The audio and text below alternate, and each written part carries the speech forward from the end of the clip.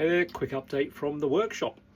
All in all, I am pretty pleased, to be honest. I've got around 10 or 12 orders, which is fantastic, keeping me busy. Problem is when I'm trying to do the orders and trying to build knives for the website and stuff like that, and it's just with one pair of hands, it's just a bit of a nightmare. But it's a good kind of position to be in, really. So I'm not complaining. Yeah, it's good to be busy.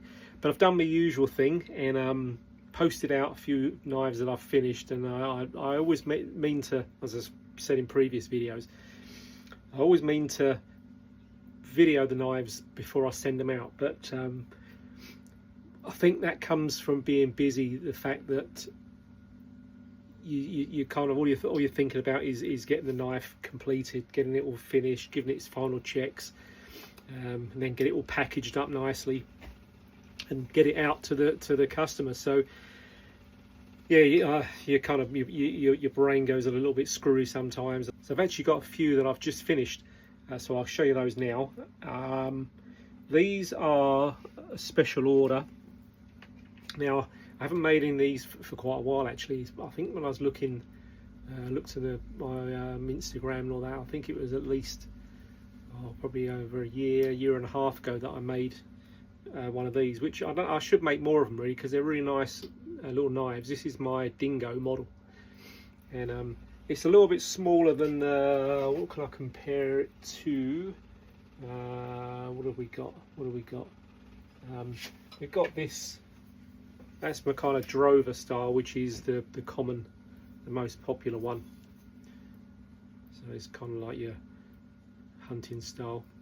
So as you can see, it's just a little bit smaller, and apart from the length, all proportions really, it's a little bit slimmer.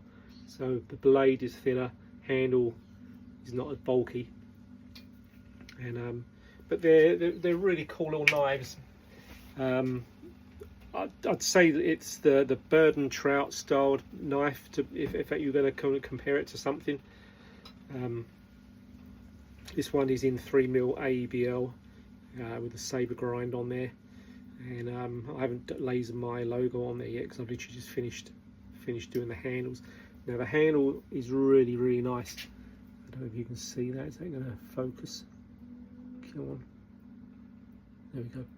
It's West Australian she oak, which is a very hard wood, and this is lace she oak. Again, I don't know whether probably not going to come away a little bit, you might see it better. There you go, lace she oak, and it's got like veins to it, lighter veins with some darker areas.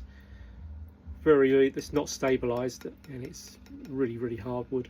I've tried stabilizing it, and what I normally do before I stabilize any blocks, I put them on the scales and weigh them. That way I know when they come out the stabilizing solution, they've been baked and they're hard, then I can grind all the excess off, then weigh them again and see exactly how much cactus juice or the resin has sucked into the blocks.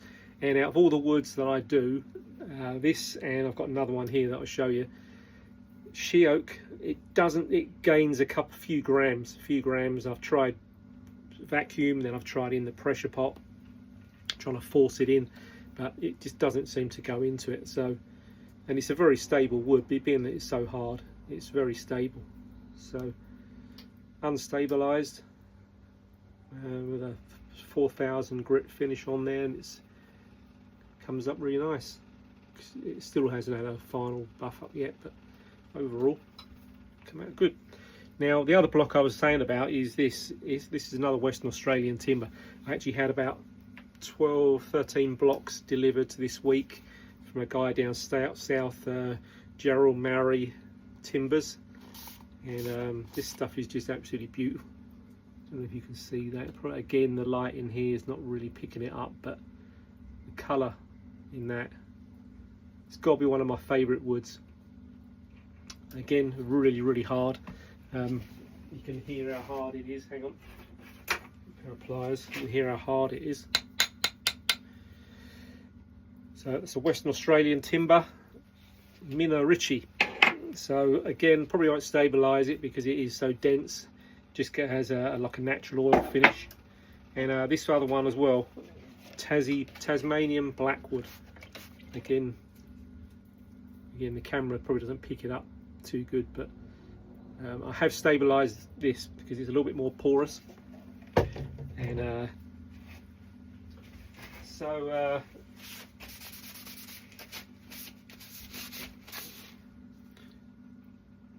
you've got Tasmanian Blackwood, which again is another nice.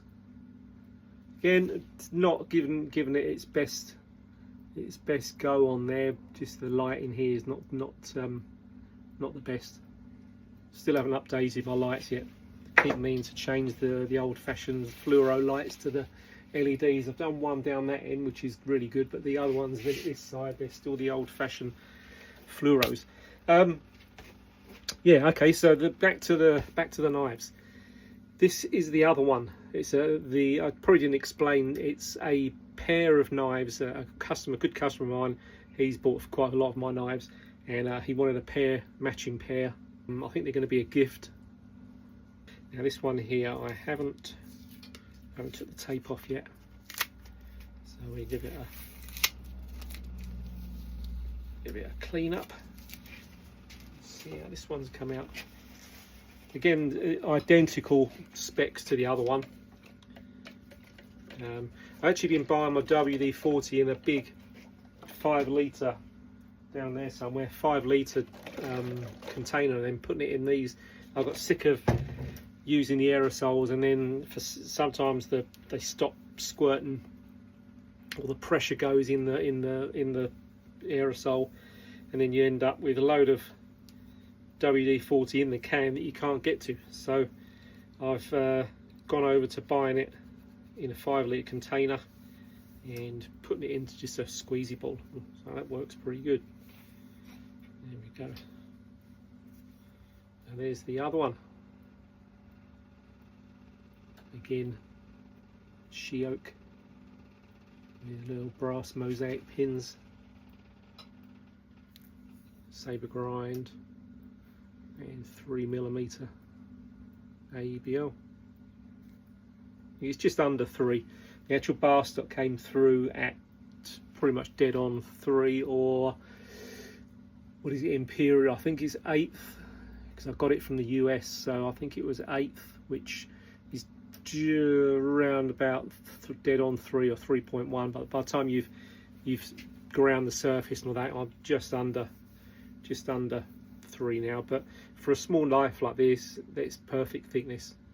You want it to be a like nice slicer, and just makes it a little bit lighter as well. So there we have the pair of Dingos. Pretty pleased how they come out. So I've just got to do the leather work now, and they'll be going over the other side of the country. And the last one that I've just finished is this little Bilby. Again, haven't done one of these for quite some time. You tend to go through a run of certain styles. As you can see up there, I'm on the chef's knives at the moment. I've got another 1, 2, 3. I've got about another 6 chef's knives tempering in the oven. So it seems like everybody's into cooking at the moment. Must be all these shows on TV. It's like when the tennis is on, all the tennis clubs get busy. So this one here is again 3mm AEBL, just under 3 comes out, as I said with the others. And get it all clean up, make sure put all the bits off. Again, no logo on there yet. I'll laser that on this afternoon. But this one is, it's got black and white ebony. I've got a few blocks of this, and I put it up in one of my other containers and completely forgot I had it. So dug it out. I had a small piece. All the rest are kind of big enough for a bigger knife, but this was just a smaller offcut. So that's why I made this one, for obviously to fit this size. pardon me, this size handle. And it's got some mosaic pins. Had you got? Oh, sorry, I got the hiccups. I had a sardine sandwich, and it's it's coming back on me. These little pins. Is that going to focus? I don't know why it's not focusing very well. Oh, there we go. They're actually quite nice little mosaics. These were off of from AliExpress, and you seem to see a lot of mosaic pins for sale, but they're really expensive, and obviously you have to kind of factor in your overall costs to keep a knife within somebody's budget. And I just thought, well, that's why I make my own pins, but I wanted some different ones with you know, little dots, or little smaller round type. There you go. Is that focusing? He's having a bit of a nightmare. I wonder if it's because that window's open. Let me close the blind there and see whether that makes a difference. I'm trying to pick up on the window there. Is that better? Yes, they're quite a nice little pin. They're brass with stainless, tiny stainless steel and brass tubes. But I ordered, I don't know, about 5 or 6 lengths. They come in about 120mm. So I didn't want to order loads in case they were like real junk. But I'm actually really impressed with them. So I think I'll get some more. So I really like the look of them. They're quite a classy, classic look. But anyway, back to the little Bilby. Yeah, 3mm Scandi grind, and dark green, I think it was dark green or forest green liners, G10 liners. Again, probably the light's not too good in here. They almost look black, but they are green. So that is that, and I've made the leather work for this already. It's a standard size, standard shape, so I've done the leather work for it. There we go. Just like it's got little holes there, so you can put it on a lanyard, hang it around your neck. So that's that one. And I think that's around about it. As I said, I've got a lot of these. I've got 3 here, and another 2 of these, and 4 longer, thinner type of chef's knives. But loads of work goes into these. Loads of work. Once you've actually done the metal work, it's not so bad because the handles are smaller and they do shape up pretty quick. But to get it nice and thin, and to get the finish really nice and even, there's so much sanding. And being that I'm only using a belt grinder as well to grind the profile, not the profile, grind the distal taper into the knife. Just makes it a little bit harder. And I'm thinking about getting a bench disc grinder for literally just for doing the finish grinds. I've watched a few videos, and that seems to be the way to go with the chef's knives. You can get a really nice finish, and with the disc grinder you use some spray adhesive on the disc, on the actual part of the grinder, the disc part of the grinder, and you can do interchange with your standard wet and dry sheets. So with the big grinder there, which I use for shaping the blocks, you're limited to like 60 to probably 1 and 120 grip belts discs. So with this smaller disc grinder specifically made for knife making, you can just stick your wet and dry sheets on there and just cut them out with a knife, cut the circle out with a knife, and then you can go right down to like 800,000 grit on the disc and get a very nice finish. And then that takes a lot of the elbow grease, as they call it, out of making the flats nice and even, because that there, both sides of that, it's a good probably over an hour and a half sanding, hand sanding. So I'm finding that obviously people want chef's knives, but they're very time consuming part of the knife making process, and the problem is it's being that it's just me and not enough hours in the day, you tend to spend, if you're doing 2 or 3 of these, all of a sudden, you know, nearly 6 hours has gone by of just hand sanding, and then your shoulders are killing you, and early to bed and start again in the morning. But I think the disc grinder is definitely going to be the way to go. I've just got to try and find somewhere in here to put it, because as you know, my workshop is tiny. It's only 3 meters square, and I've crammed in. I'll give you a hang on, let me just hang this knife up. So I'll give you a quick pan around the workshop just to see the unorganized chaos. We'll start around by the door. A couple of doggies there. Start around by the door, and so bench grinder, all important, heater for the winter. We've got the Rockwell tester in the corner, stabilizing tank, the disc grinder, which I shape all the blocks on, or if there's any bits of wood that need to square up, I do them on the big disc grinder there. I've got my electric heat treating oven. We've got bandsaw.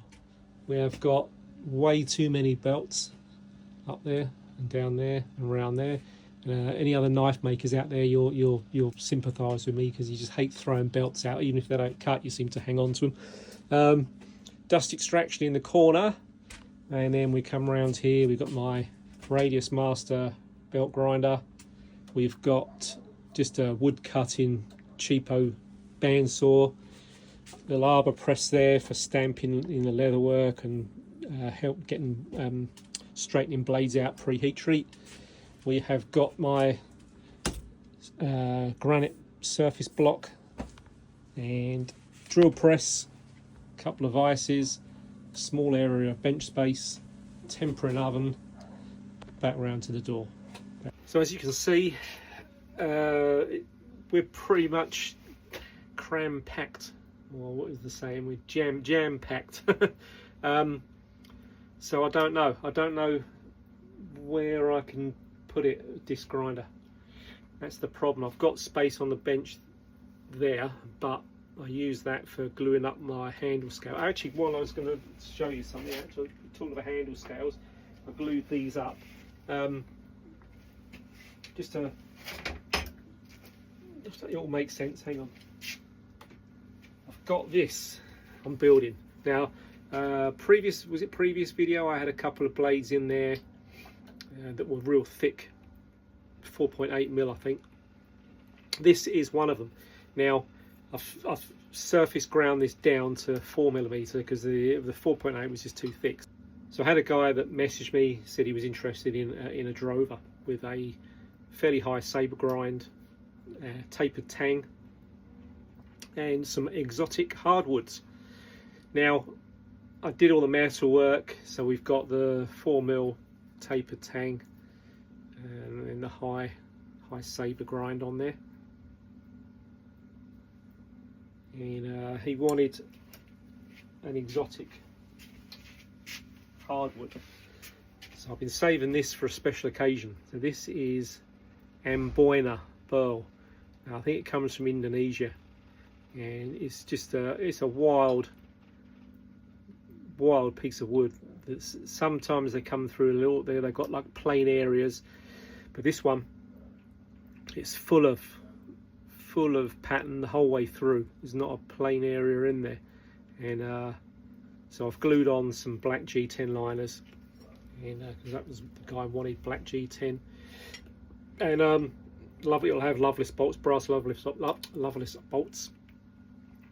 And now he's changed his mind, said he doesn't want it now, so not a problem. I shall carry on building it and put it up on the website, or if anyone's interested in tracker with some crazy good stabilized Amboina burl, and send me a message and I can give you a little bit more info on it.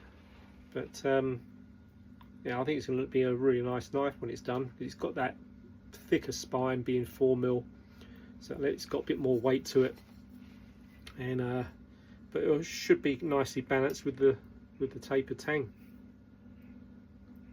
So if anyone's interested, Amboina, or if not, just keep an eye out on the website. That'll be done probably, I'd say, yeah, probably towards the end of next week. That'll be finished by the time I might try and get these glued on this afternoon. So there we go, just a little update on what's been happening, and still enjoying the full-time knife making.